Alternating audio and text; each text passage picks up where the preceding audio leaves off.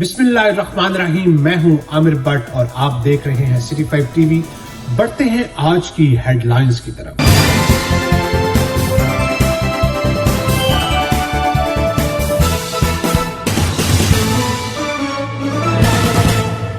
खबर शामिल करेंगे हारून अब्बाद से, जहां पर लॉकडाउन के बायस कारोबारी जिंदगी मफलूज होकर रह गई है।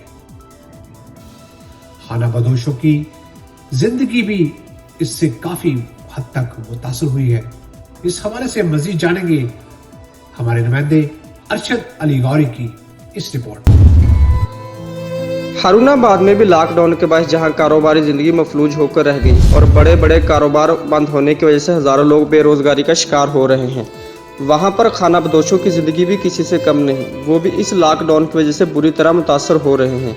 कारोबार बंद होने की वजह से फाका कशी का शिकार हो रहे हैं, क्योंकि खाना बदोशों का जरिया मुआश मुख्तलिफ जगहों से कागजात इकट्ठे करना और बच्चों के लिए मिट्टी से तैयार होने वाले खिलौने और रोड पर पड़ी खाली प्लास्टिक की बोतलें इकट्ठी करना और फिर इन्हें फरोख्त करके वो अपना और अपने बच्चों का पेट पालने में मसरूफ़ अमल थे।